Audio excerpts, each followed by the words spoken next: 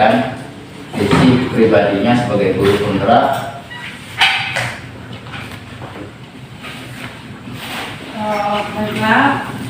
Assalamualaikum warahmatullahi wabarakatuh. Waalaikumsalam warahmatullahi wabarakatuh. Saya akan menyampaikan visi pribadi saya. Di sini saya menuliskan untuk visi pribadi saya yaitu mewujudkan murid yang berkarakter profil pelajar Pancasila. Saya hanya menuliskan itu. Kenapa saya hanya menuliskan itu? Karena di profil pelajar Pancasila itu kalau kita pahami secara keseluruhan, dimengerti secara keseluruhan, di profil pelajar Pancasila itu sudah ada semua keinginan yang ada yang ingin saya wujudkan, Di profil pelajar Pancasila itu ada 6: berkebinekaan global, bergotong royong, kreatif, bernalar kritis, mandiri, beriman, bertakwa kepada Tuhan Yang Maha Esa, dan berakhlak mulia. Di kebinekaan global itu berarti kita mengenal dan menghargai budaya, komunikasi dan interaksi antar budaya, refleksi, tanggung jawab terhadap pengalaman kebinekaan, serta berkeadilan sosial. Sedangkan untuk di beriman, bertakwa kepada Tuhan Yang Maha Esa, dan berakhlak mulia itu akhlak beragama, akhlak pribadi, akhlak kepada manusia, akhlak kepada alam, akhlak kepada negara. Yang ketiga yaitu mandiri. Mandiri di profil pelajar Pancasila ada juga mandiri, berarti saya juga berharap pemahaman diri dan situasi regulasi diri terhadap anak tersebut. Yang keempat itu bernalar kritis. Saya juga berharap anak itu akan bernalar kritis. Sudah ada juga itu di dalam profil pelajar Pancasila, memperoleh dan memproses informasi dan gagasan, menganalisa dan mengevaluasi penalaran, merefleksi dan mengevaluasi pemikiran sendiri. Itu yang termasuk ke dalam bernalar kritis, dan anak saya berharap murid itu juga akan melakukan hal itu. Selanjutnya itu kreatif. Kreatif itu berarti menghasilkan gagasan yang orisinal, menghasilkan karya dan tindakan yang orisinal, serta memiliki keleluasan berpikir dalam mencari alternatif solusi permasalahan. Serta yang terakhir yaitu bergotong royong. Bergotong royong ini berarti berkolaborasi, kepedulian. Jadi di sini dari berdasarkan yang saya pahami tentang profil pelajar Pancasila, maka saya memutuskan untuk visi saya yaitu mewujudkan murid yang berkarakter profil pelajar Pancasila, dengan alasan seluruh yang ada yang saya inginkan, yang saya harapkan terhadap anak-anak itu sudah ada semua di profil pelajar Pancasila. Seandainya seandainya saya berhasil menerapkan profil pelajar Pancasila dan anak itu sudah memiliki karakter dari profil Pancasila, maka terwujudnya anak-anak yang saya impikan berdasarkan dari profil pelajar Pancasila tersebut. Demikianlah visi pribadi saya. Wassalamualaikum warahmatullahi wabarakatuh. Waalaikumsalam. Dari itu visi misi kami bertiga sebagai calon guru penggerak yang punya visi kita bagi dua. Jadi untuk yang pertama ini untuk Ibu Nina, mohon untuk menyelesaikan permasalahan kalimat rumpang yang pertama. Berdiri. Baiklah. Sebelum di sini ada 6 kalimat rumpang. Kalimat rumpang ini kalimat yang akan menunjukkan apa yang kita inginkan sebenarnya sebagai seorang guru. Dan yang perlu kita ketahui juga bahwa guru itu bukan hanya sekedar menuntun, tapi menuntun sesuai kodrat alam dan kodrat zamannya. Dari kodrat alam dan kodrat zamannya itu, maka kita harus berhamba kepada murid. Kita mulai berhamba kepada murid. Jadi di sini sudah ada visi. Di visi sekolah kita yaitu menuju sekolah yang unggul dalam prestasi, berbudaya, berdisiplin kuat, terampil, berwawasan pintar, iptek, serta memiliki kepedulian sosial kemasyarakatan yang tinggi. Sedangkan di visi saya itu menunjukkan murid yang berkarakter profil pelajar Pancasila. Dari visi sekolah, visi saya mungkin Bapak Ibu juga mempunyai visi yang lebih kuat lagi, yang mempunyai keinginan yang lebih besar lagi. Nah dari situ maka kita akan memenuhi kalimat-kalimat pagi ini. Yang pertama yaitu saya memimpikan murid. Nah Bapak Ibu sebagai guru itu berharapnya murid itu seperti apa? Kalian Bapak Ibu berharapnya bagaimana murid itu jadinya nanti? Muridnya sekarang ataupun untuk murid itu di masa depan. Bagaimana harapan dari Bapak Ibu terhadap murid yang kita ajarkan sekarang?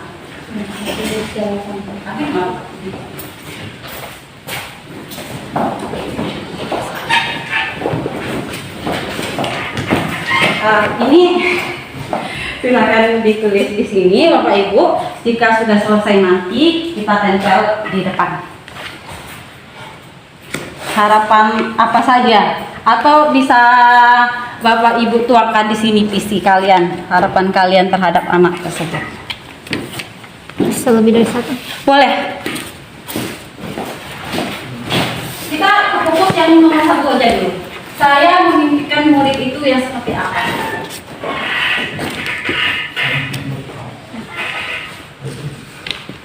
Di sini juga Pak, itu aku ulangi di bawah. Pertanyaan. Di bawah pertanyaan. Coba dulu Bu. Itu. Bapak ini kan ya? Ini kepala ini kan Papan tulis. makan biarlah. Sebagai dasarnya tadi sudah saya bagikan bahwa kita sebagai guru itu bukan hanya sekedar menuntut, tapi menuntut sebagai sesuai dengan kodratnya. Karena kita sebagai guru itu diibaratkan sebagai petani yang bercocok tanam sesuai apa yang ditanam. Misalnya guru itu menanam padi, maka kita harus merawat padi tersebut sesuai dengan kebutuhan padi. Kita hanya menghilangkan yang mempengaruhi tumbuh kembangnya padi tersebut. Tapi jangan dirawat padi itu seperti kita menanam jagung. Kan ada perbedaan. Kalau kita menanam di sawah, maka kita harus di air. Tidak bisa kita menanam padi itu seperti jagung di dataran tinggi seperti itu. Sedangkan untuk kodrat alam dan kodrat zaman, untuk kodrat alam itu kita sesuaikan dengan anak tersebut. Anak tersebut lingkungannya bagaimana. Jadi kita harus kembali lagi ke kalimat berhamba kepada murid. Berhamba kepada murid. Berhamba ini berarti kita memenuhi memfasilitasi seluruh kebutuhan dari murid itu tanpa ada rasa beban. Tapi ini memang kita harus berhamba kepada murid seperti ini. Sedangkan untuk kodrat zaman, kita harus memperhatikan zaman kita sekarang. Zaman kita yang belum digital, zaman kita yang sudah penuh teknologi, walaupun teknologi itu mungkin tidak sepenuhnya bisa kita laksanakan di sekolah kita dengan kondisi jaringan ini. Bagaimana Bapak Ibu sudah? Kalau sudah langsung. Kalau sudah boleh ditempel ke depan. Oh, satu dulu. Hah? Seluruh. Ditempel ke depan seluruhnya. Ditempel di depan. Di depan. Ya. Kita yang. Iya, itu bergerak. Ayo. Oke, Ayo. bergerak bersama-sama. Ini nomor satu Bapak.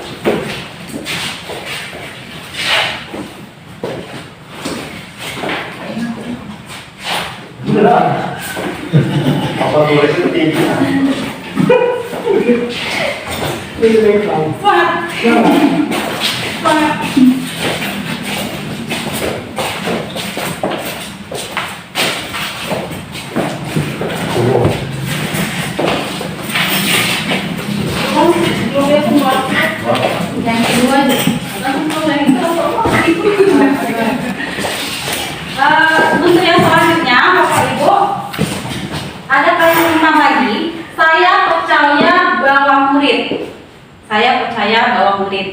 Jadi di murid itu kita laksanakan apa yang sudah yang dipercayai terhadap murid. Dan untuk mempercayai kita terhadap murid itu kita harus menumbuhkan beberapa keyakinan yang kita tanamkan kepada murid, sehingga dari keyakinan ini akan timbul suasana positif, budaya positif, sehingga berakibat ke sekolah, berdampak ke sekolah, dan menghasilkan lingkungan sekolah yang mempunyai budaya positif juga.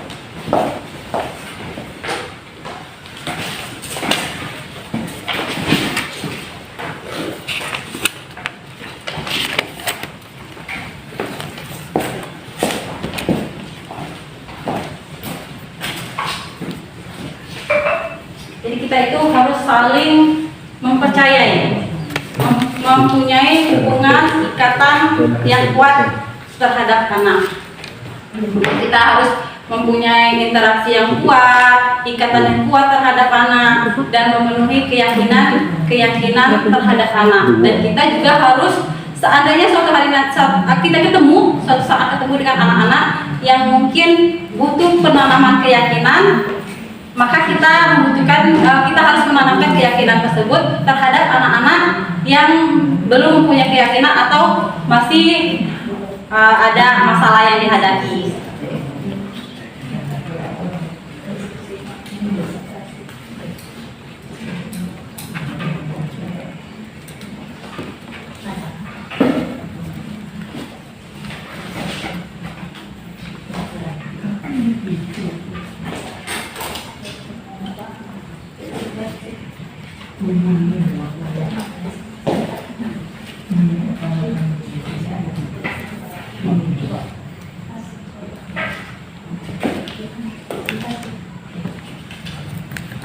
Kita bahwa percaya kepada murid itu, bagaimana kita harus percaya, menanamkan kepercayaan terhadap murid, sehingga akan menimbulkan sesuatu yang positif juga. Ya sudah, boleh ditempel, nggak harus mengkawan. Kita apa-apa saja.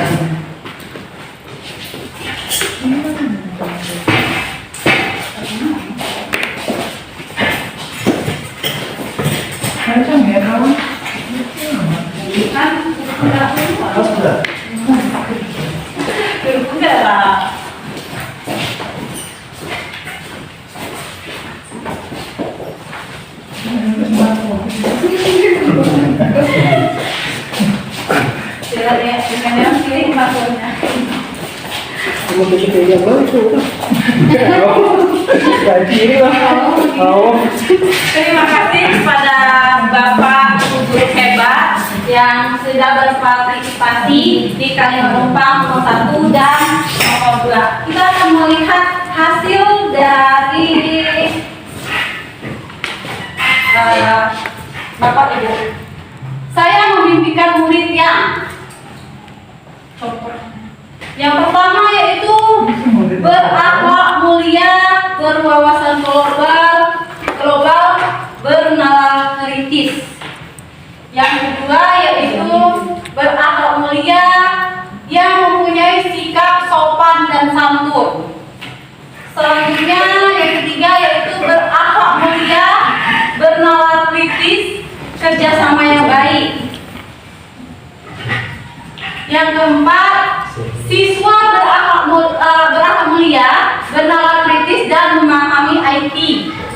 Dan yang terakhir yaitu memiliki kerjasama yang baik dengan orang lain, bisa memahami IT dalam membantu proses belajar mengajar. Itu impian Bapak Ibu yang sangat hebat. Semoga impian dari Bapak Ibu itu akan kita wujudkan bersama-sama. Selanjutnya yang kedua yaitu saya percaya bahwa murid adalah yang pertama yaitu memiliki karakter berbeda yang bisa dikembangkan. Yang kedua, siswa memiliki karakter dan kecerdasan yang berbeda. Yang ketiga, memiliki karakter berbeda yang bisa dikembangkan, memiliki latar belakang yang berbeda, memiliki kecerdasan yang berbeda, dan yang keempat itu memiliki bakat dan kemauan yang tinggi, memiliki kecerdasan yang berbeda. memiliki kecerdasan yang berbeda, memiliki bakat dan kemauan yang tinggi. Itu saya percaya bahwa murid adalah yang kalian kayak Bapak Ibu sebutkan tadi. Oke, ini untuk pembahasan nomor 1 dan nomor 2. Untuk selanjutnya yaitu nomor 3 dan 4 akan dilanjutkan oleh Bapak Ibu hebat calon guru penggerak Bapak Fauzan. Bapak Fauzan. Apa yang mana?